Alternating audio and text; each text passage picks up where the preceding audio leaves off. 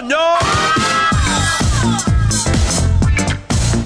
Hey everybody, it's Andy Kushner, host of The Wedding Biz, and this is another episode of The Next Level. I want to introduce my incredible, wonderful co-host, Melissa Fancy, to you. Hello, everyone.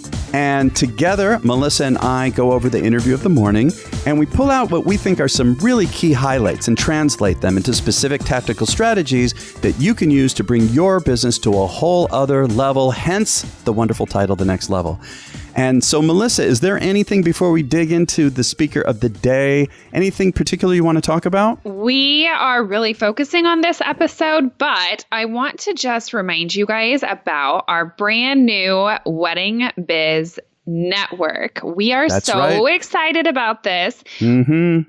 Our first channel on the network is the fabulous Julie Sabatino's show called The Stylish Bride, which is labeled after her own business in New York. She is fantastic, and she's really, really breaking down the process to get brides dressed, styled, and down the aisle. And you guys head to our Instagram at Wedding Biz Show, go to the link in profile, and you will find the link to our network show. That's right. And if you haven't heard her interview on The Wedding Biz, I believe it was around August 13th, I think. Wonderful, wonderful conversation with Julie of The Stylish Bride. And so I also recommend that you listen to that. So today's guest is Cindy Novotny, founder of Master Connections Associates. And Cindy and her company are internationally renowned leader in sales, leadership, and customer service. Just an incredible consultant, recognized by the Association of Talent Development as one of the 9 most powerful and innovative speakers. And Cindy speaks to audiences ranging from line employees to top executives. Hospitality Sales and Marketing Association International recognized her as one of the top 25 extraordinary minds in sales and marketing. So this was such a pleasure to be able to sit down with Cindy. We got so much covered in our conversation. It's a shame, Melissa, that we can only bring up a few highlights in today's The Next Level because there's so much. And just as a reminder, you will be able to get more by listening to the actual episode in full. I would highly recommend that. Also, we'll remind you later, Melissa puts together a guide of all the tips, even more than what we talk about today, and she'll tell you how to get a hold of that. So as far as the first topic, Melissa, what really stuck out to me was how she talked about speaking in public, speaking in business. And she said that it's so important because it helps you grow, and it also helps you with giving presentations, which I loved. And I mean, I'm in a position because of the music business I have, Kushner Entertainment, that, I mean, I've been speaking forever, but I do want to say that it really all ties together, you know, in terms of making presentations, in terms of getting up in front of your peers, and, you know, speaking in any way. And she had some really great advice about how you can practice, right, Melissa?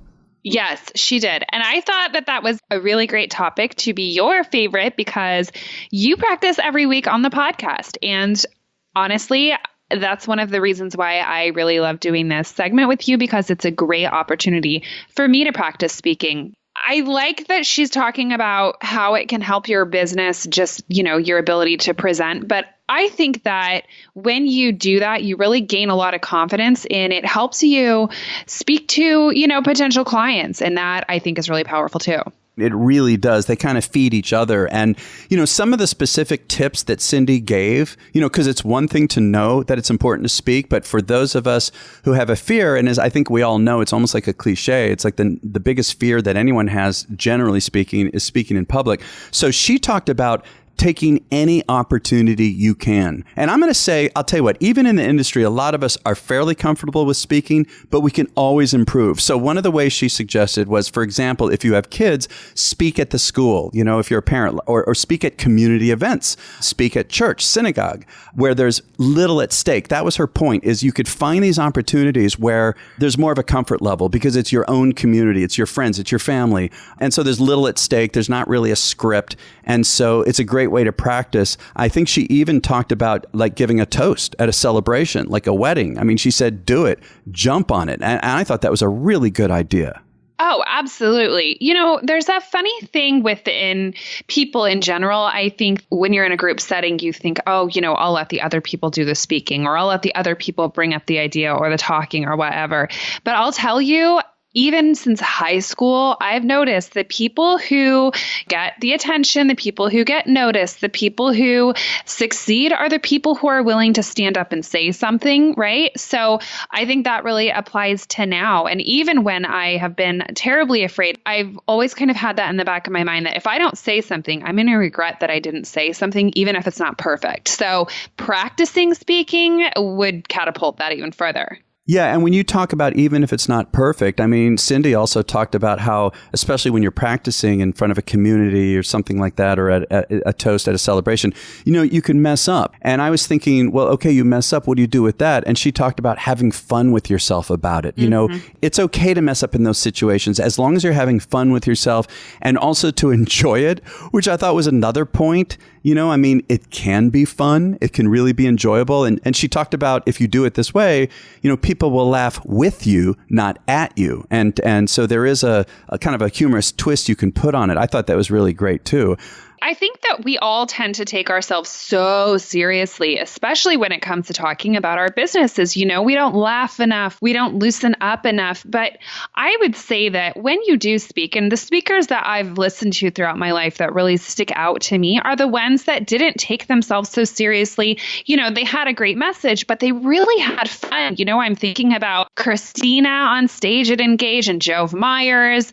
All of those people really hit home because they are really being authentic to themselves, and they're not worrying about this idea of perfection or putting on, this image that isn't true to them. There's a book, Andy, that I read from time to time that I really love, and it really, really helps even just in, getting ready for Engage or something where I know I'm going to be speaking kind of off the cuff all the time, but it's called Pitch Perfect. And he goes through some tips and really no nonsense stuff on how to be a good speaker, whether it's, in front of people for a presentation or just in a pitch. And I really recommend that book. Before we leave this topic, you kind of notice this with really good speakers that they'll often have some kind of an icebreaker, right? I mean, there is a certain way to start. And I always try to come up with something that's kind of funny and that's related to the crowd that I'm dealing with. And I don't get uptight about it because often I decide what I'm going to do kind of when I arrive based on what I see and people I'm talking to ahead of time. And so, if you can come up with something kind of funny to break the ice, to me, it's not just breaking the ice for the listener. It's breaking the ice for me as a speaker. It relaxes me. Totally. People laugh. Yeah. And you're kind of connecting with the crowd. And the last point, she said, look, when you're practicing doing for a toast or whatever community event, think of 2 or 3 things. Let's say it's a toast. Think of 2 or 3 things about that person that relates to you. And I love that if you really think about that. And of course, so many of us obviously are doing weddings. A lot of people who give toasts do start that way. And that also makes it more comfortable and more natural. So what would be another topic, Melissa, that grabbed your attention? This is a big one, and it's one that's going to make people feel uncomfortable, but we've got to talk about it. And she addresses it. Listen, Cindy is a no-nonsense woman, and She's so direct. So much for that. Yes. Yeah, she's blunt. Yeah, I mean, she says the stuff that we need to hear, whether it's, what we want to hear or not. And she talked about cash and how cash is king and how we need to be better money managers as small business entrepreneurs. I love my beautiful things and my home and all of that, but it is very important to be thinking about the future and being smart with our money. That is a tough topic. It makes me anxious. There's times in my life where I'm saving more. There's other times when I'm not. But she talked about, and I think this is really critical, she talked about keeping a habit of saving even if the percentages might change based on maybe going through some rough times or really good times. And I'm thinking back, I have a daughter, and I remember we were saving for the 529 plan, which is the college tuition. And I remember in the very beginning, we were able to put a really good amount of money away per month and then hit some rough economic times. And the point is that we did not stop and do zero. We simply lowered the number. And believe me, the number was way lower. And then as soon as things got better, we brought it back up. But the point is to create this habit. And the best way to do that is have some kind of an automatic withdrawal. And again, even if it's your own business and you're paying yourself, don't let yourself see that check and have to pay out of there. Set up an automatic withdrawal. I do that, Melissa. To this day, I have a couple different accounts, other than a retirement account and also a savings account. I mean, I have like 2 or 3 where I have a certain amount of money that just automatically gets withdrawn. And it's amazing. 8 months later, a year and a half later, I'll look at it. It's like, whoa, there's a fair amount of money in there that I just forgot about. Oh, yeah. I mean, and all that's super smart. The other thing, too, is that in the way we manage our money coming in, we need to be very smart. Like, you need to parcel it out. A lot of us have seasons, right? Where we have summer's really busy. We're getting all of our final payments.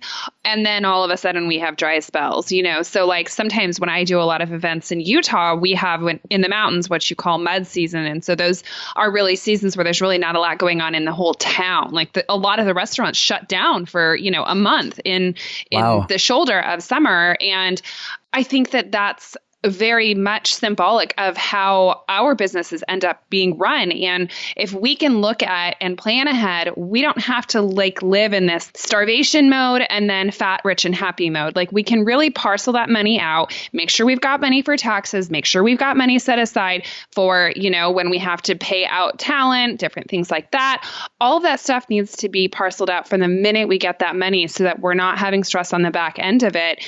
Maybe some people do this, maybe some people don't, but I try to even include going to engage in my business expenses for the year because I want to make sure that I can at least go to, 1 or 2 that's important to what I do. So I have to kind of look at the year, and everybody does it differently, but there is a lot to be said for proper money management. I mean, it takes businesses out.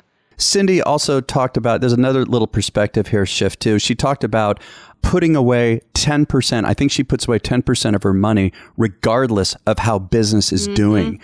I love that because a lot of people, and I've been through it myself, where things get kind of tougher and tighter and I'm going to do less, even less than, but if you keep the percentage, well, you are giving less. I mean, the percentage is of what's available. So I like the idea of if you could do that, I think it's really important, come up with a percentage. For her, it was 10.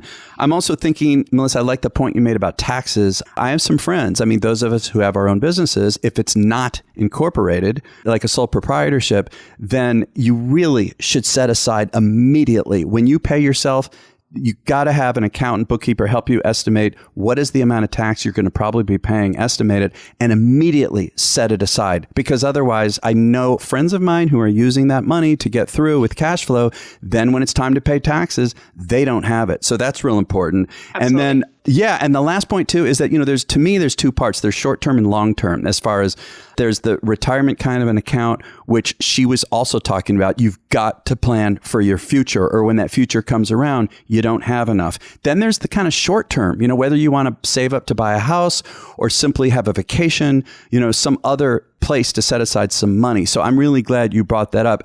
I would say another topic that really, I think, grabbed both of our attention was when she talked about how to handle being overwhelmed. And she related it to being organized. I think she literally said she doesn't get overwhelmed if she's organized. And she feels that when you're overwhelmed, then everything is feeling too much. Obviously, there's anxiety, there's all kinds of things. And I personally, we were talking before we hit the record button, like right now, I'm in a mode where it's been nonstop for me for about 5 days straight. I have not had a chance to organize myself. And so I've got these different, not exactly scraps of paper, but I've got calendar items. I do have things written down. I got things in my head. And I know, Melissa, that when I sit down and just take, even sometimes it's only 30, 45 minutes, and go through all of that stuff, organize it, every single time I feel relief. Oh my gosh. Let me tell you something. I'm such a crazy person. I have to clean my entire office, desk, living room space before I can do anything. If it is not clean, I cannot do my actual work, even though my actual work is inside of my computer. It is such a mental thing to be able to be accomplished and get through your task list when you are clean and organized. Otherwise, your brain is everywhere. You don't know what's going on. You can't schedule anything. I mean, it really is about habit. And she talks about that. And man, I love Cindy. I love the idea that you just are structured, you're habited, you know this is how this has to be for you to be successful. And when you recognize that and you don't let things get away from you and you don't let people take advantage of your time and your calendar, that's when you're the most powerful. And she definitely has that figured out. And I mean, we should all take a cue from that. And she had an interesting way of putting this in a perspective that kind of really grabbed my attention. First of all, just to preface this, she said that she literally looks in the mirror and she thinks to herself, no matter how well yesterday went or how many followers I have on Instagram, all of this can go away today. Now, at first, when I heard her say this, I'm like, you're making me anxious. But then she followed it up. She said she believes that she's not in charge of her future. Again, I'm like, whoa, hold on. Then she gave the solution. She said, look, I'm not in charge of my future the way she defined it, but I'm in charge of my habits, and my habits define my future. I'm going to say that again. She says that she is in charge of her habits, and her habits define her future. Exactly. I mean, if you limit the time that you have on your calendar for work and you plug all your projects in and you schedule yourself out, all of a sudden you find yourself able to enjoy dinner with your husband. That's exactly what she's talking about. And that's small scale. I mean, she's a busy woman and she still accepts that and schedules everything in. I love that. You know, we got to a lot of really good stuff today. Melissa is putting together a guide, which will have more tips that we got from the interview. I really recommend that everybody listen to this interview in full. There was so much with Cindy, and she's really so inspiring. And Cindy and I talked about probably getting together again, you know, because we have so much in common the way we approach this stuff. And so we're probably going to sit down and have a part 2 one day. So I want to also remind you, as Melissa said before we go, that we did launch the Wedding Biz Network, in which we're starting with Julie Sabatino, the stylish bride. We're going to have more people down the line who are going to join us. We have some very exciting talks going on. Can't release any names yet. So go to the weddingbiznetwork.com. And then, Melissa, do you have anything else you want to mention? Yes, you guys, leave the podcast a review. It's on iTunes. You're listening to it. We want to know what you think. We want to grow our reach. If you can just leave us a review, that'd be fantastic. We also would love to interact with you. We are on Instagram at Wedding Biz Show. Please send us messages, leave us comments. We just want to connect with you. Yes, and I love, Melissa, when you talk about leaving the reviews, like with iTunes, wherever you get your podcast, because it really helps listeners find us. And we really love bringing more people into the community, because I think we do have such a wonderful community, and we are so appreciative of all the response we're getting. Please share this with your friends, with your colleagues. We have so many things coming down the pike. The network is really just the beginning. There's even more. I want to mention who is going to be released next week, and that is going to be a re-release of Brian Raffanelli, but we have some changes with it. I interviewed Brian, God, it was a long time ago, like last year. It was an electric conversation. I recommend everyone tune into it. We're going to have a new introduction for it, and Melissa and I are going to, of course, create the next level, a next level episode in which we help take out the highlights for you and give it to you. And so, again, want to thank everybody listening to us. This is The Next Level on The Wedding Biz.